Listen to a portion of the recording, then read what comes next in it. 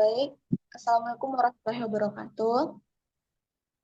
Kami dari kelompok 2 akan mempresentasikan hasil diskusi kami, yaitu tentang tes intelijensi kolektif Indonesia atau tes TIKI.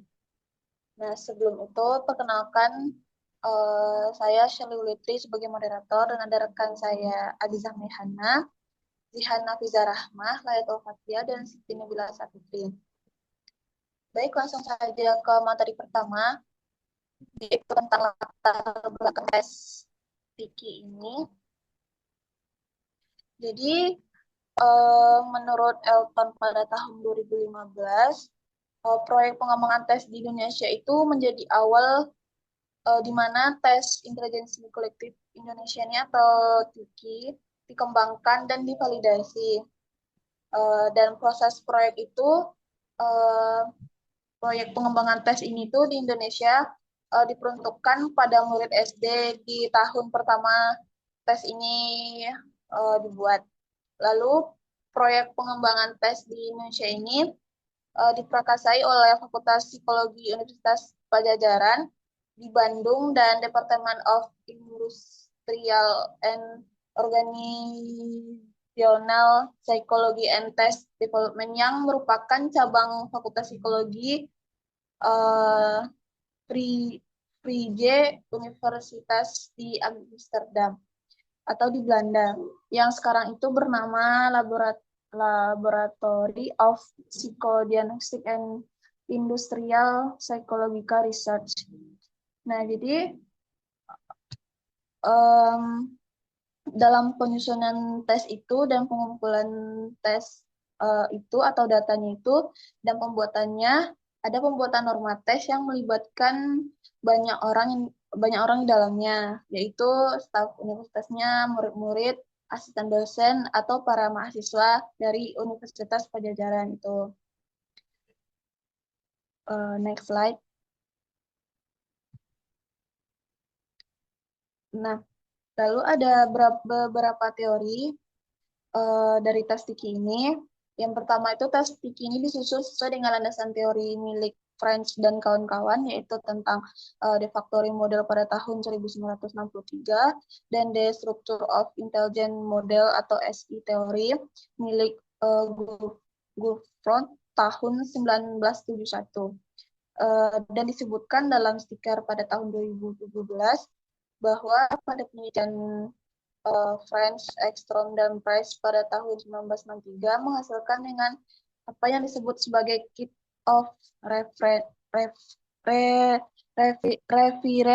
test of cognitive factor yang menghasilkan 24 faktor dari tes penanda. Lalu ada teori kedua mengenai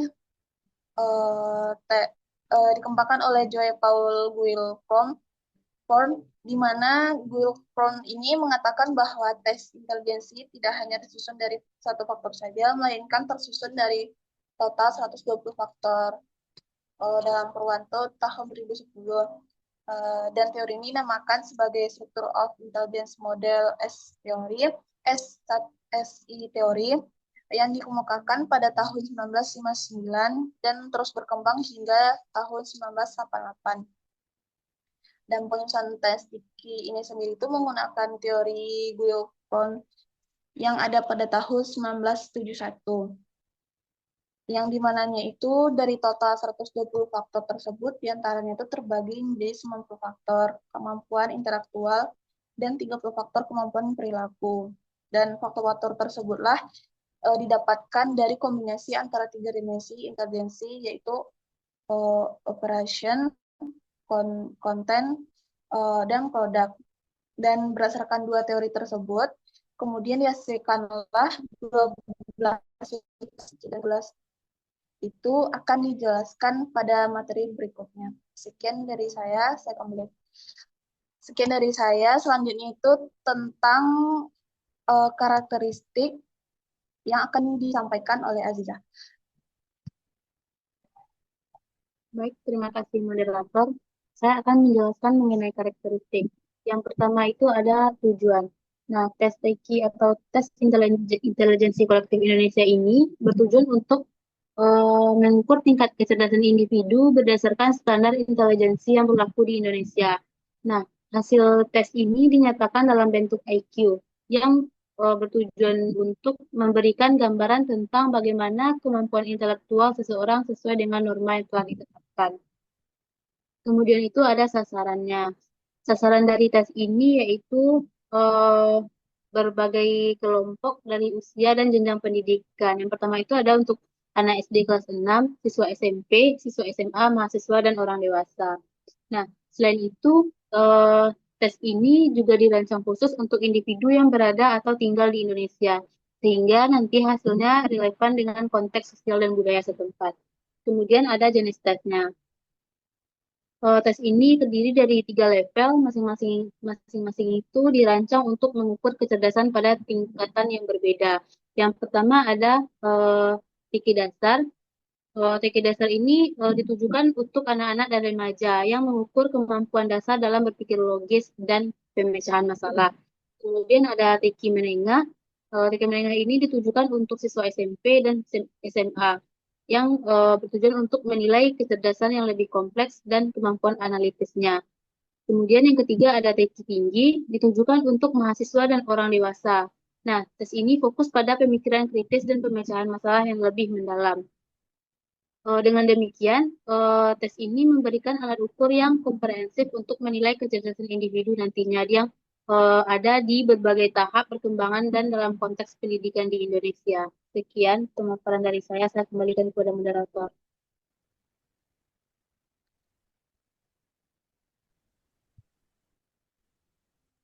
Baik, terima kasih Aziza. Selanjutnya itu ada subtes dari Tiki. Next slide. Ini akan disampaikan oleh Jihan. Kepada Jihan dipersilahkan. Baiklah, saya akan menjelaskan mengenai subtes TIKI. Menurut Elton, pada tahun 2015, hasil akhir dari tes tersebut menghasilkan 14 subtes yang menyusun rangkaian tes eksperimen tersebut. Di antaranya adalah eh,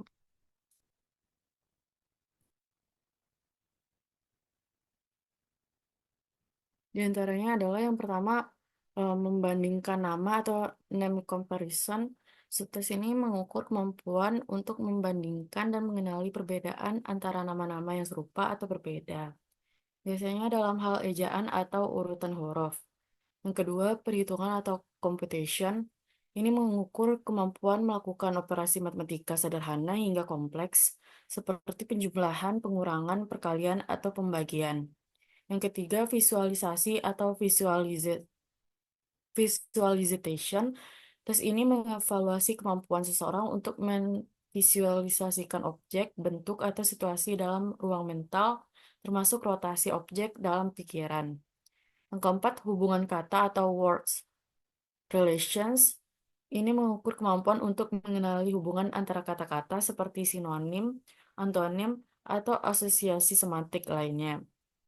Yang kelima, membandingkan objek atau object comparison. Tes ini memerlukan subjek untuk membandingkan dua atau lebih objek berdasarkan ukuran, bentuk, warna, atau karakteristik lainnya. Yang keenam, penalaran aritmatika atau arithmetic reasoning. Ini mengukur kemampuan berpikir logis dalam menyelesaikan masalah matematika, seringkali melibatkan penalaran verbal atau problem solving yang terintegrasi dengan konsep angka.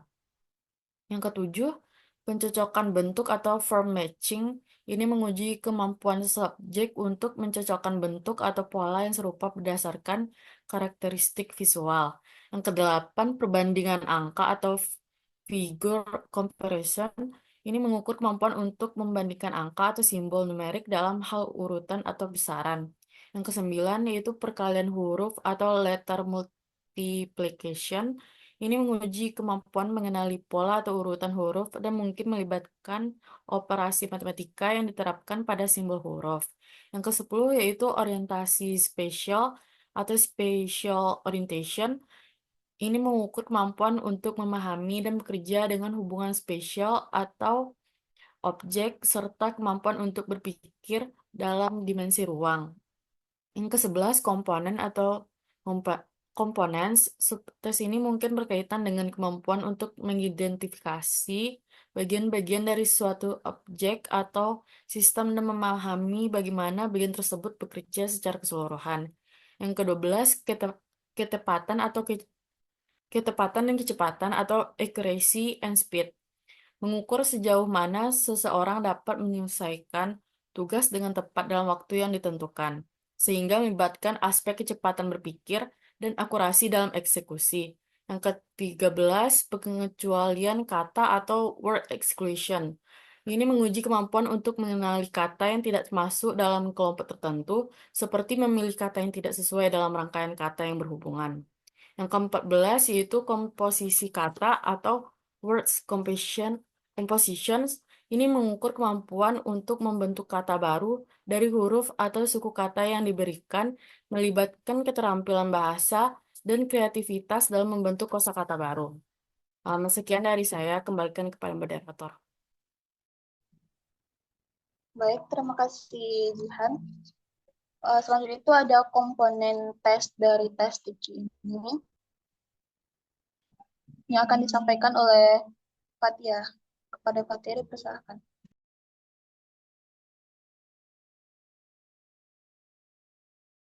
Baiklah, saya akan membahas komponen tes Tiki. Tes Tiki ini adalah tes non-proaktif dan objektif yang digunakan untuk mengukur kecerdasan individu, baik secara individu maupun klasikal. Tes ini memiliki item pilihan dengan ukuran yang sudah ditentukan. Nah, subtes ini ada 4 bagian faktor inteligensi, yaitu yang pertama ada numerical aptitude diukur oleh subtes berhitung huruf, berhitung angka, dan berhitung soal. Yang kedua ada perceptual speed, yaitu diukur oleh subtes membandingkan benda dan meneliti. Yang ketiga ada space and non-verbal reasoning, yaitu diukur oleh subtes bayangan cermin, gabungan, bagian, membentuk benda, dan eksklusi gambar. Yang keempat ada verbal reasoning, yaitu diukur oleh subtes membentuk kata, eksklusi kata, dan hubungan kata.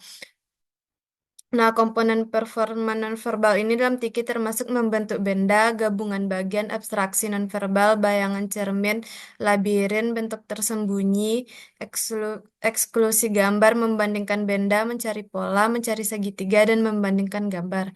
Baiklah, saya kembalikan kepada moderator. Baik, terima kasih Fatia. Selanjutnya itu ada tentang administrasi dari tes Tiki ini yang akan disampaikan oleh Siti Nabila.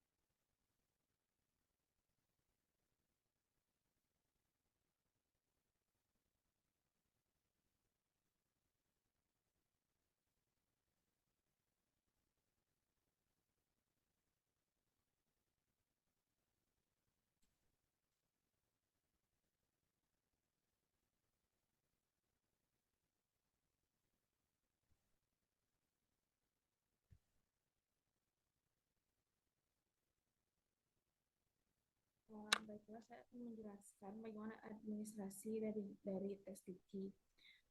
Alat tes ini merupakan jenis alat tes tipe A, sehingga biasanya untuk pengadministrasian ini dilakukan oleh minimal sarjana psikologi.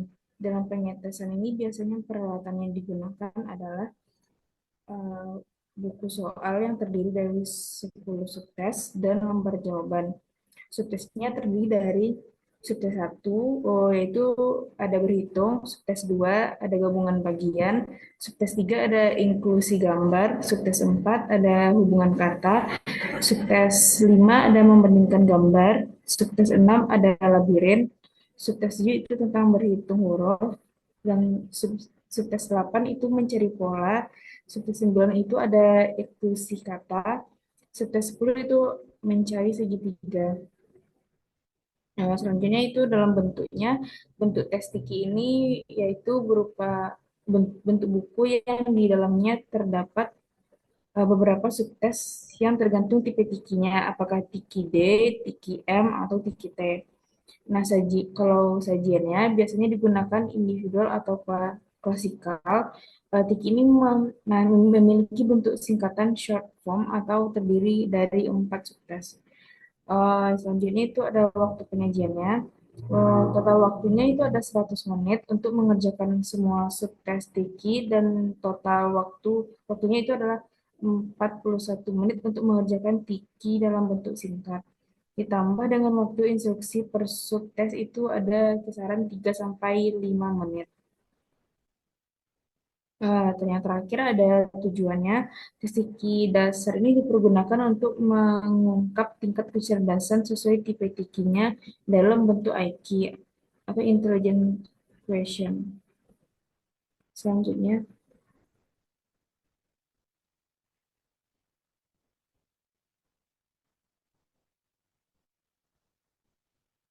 itu ada scoring tiki. Pada proses scoring pada tes Tiki ini dimulai dengan menghitung jumlah jawaban yang benar yang diberikan peserta pada setiap subtes. Jumlah skor mentah kemudian dibandingkan dengan norma yang sudah ditetapkan yang memiliki mean atau rata-rata 100 dan standar deviasi 10 memungkinkan distribusi normal dari IQ. Selanjutnya, skor mentah ini dikonversi menjadi skor IQ untuk menentukan posisi individu dalam populasi umum, di mana nilai IQ ini 100 mewakili tingkat kecerdasan rata-rata. Norma-norma ini juga disesuaikan berdasarkan usia peserta untuk meningkatkan akurasi dan relevansi hasil pengukurannya.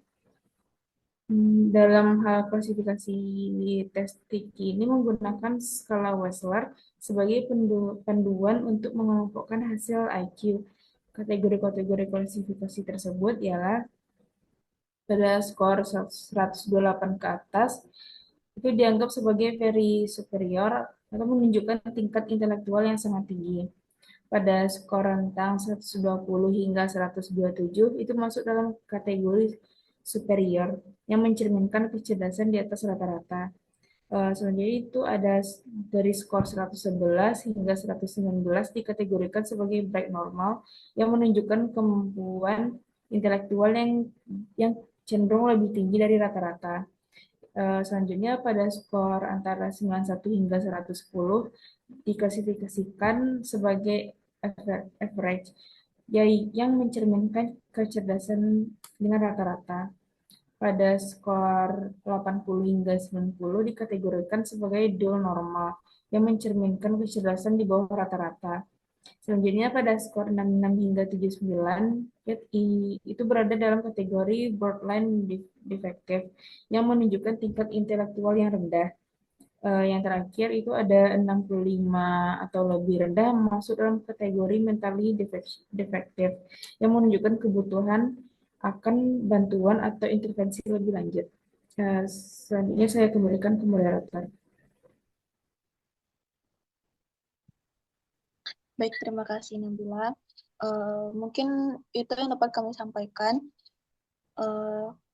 Jika kami ada kesalahan, kami mohon maaf.